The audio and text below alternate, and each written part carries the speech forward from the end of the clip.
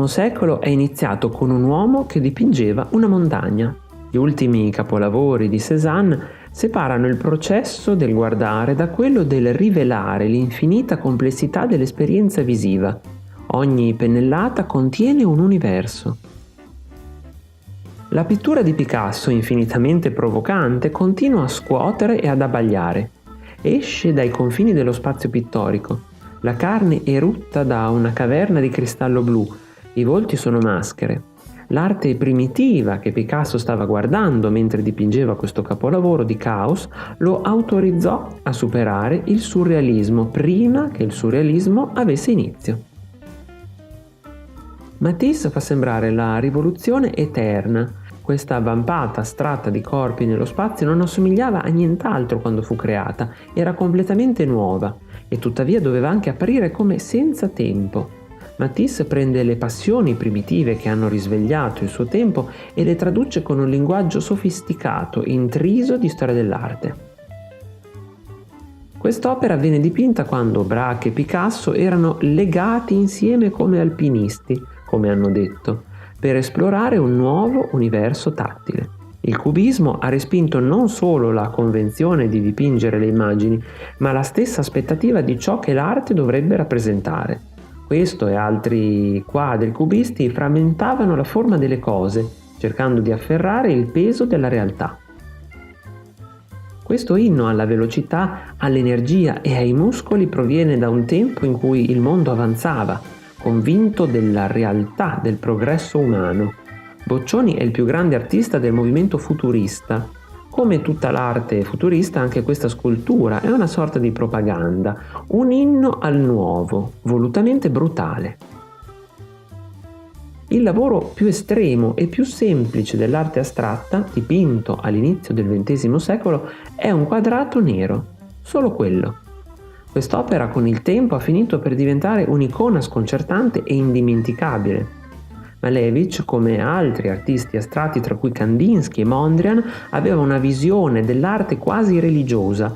Il suo quadrato nero ha la terza autorità di una rivelazione innominabile. Per il movimento surrealista la realtà era una bugia che veniva trafitta dalla verità dei sogni. Magritte era un po' il filosofo per eccellenza del movimento. Questa è la sua dimostrazione più succinta che le immagini sono ingannevoli, i nomi sono arbitrari e non si rivolgono agli oggetti che noi ci aspettiamo, ma a cose incomprensibili a cui diamo etichette senza senso.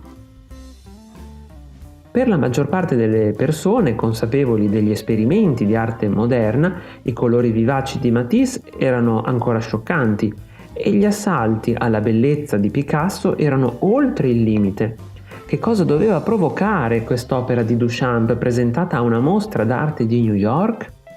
Fontana, con la sua firma R. Mutt e la data del 1917, fu fotografata e ricordata. È diventata arte e così ha cambiato l'arte per sempre. Questa epica costellazione di barzellette visive e strampalate chiacchiere politiche racchiude lo schiaffo dadaista. Dada è il movimento artistico più aggressivo e allo stesso tempo più umano del XX secolo.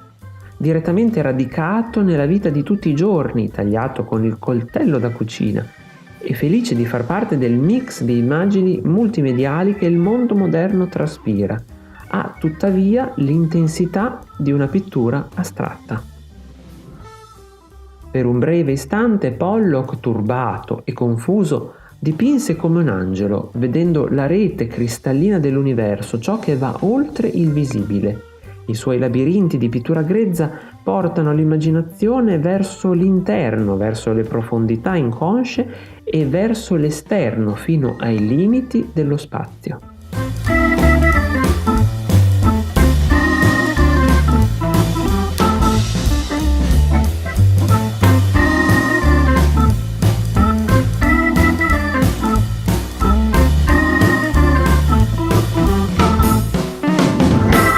video ti è piaciuto lasciami un like qui sotto, condividilo con i tuoi amici e scrivi anche un commento con un apprezzamento, una critica, ma anche un suggerimento dei temi o argomenti da trattare nei prossimi video.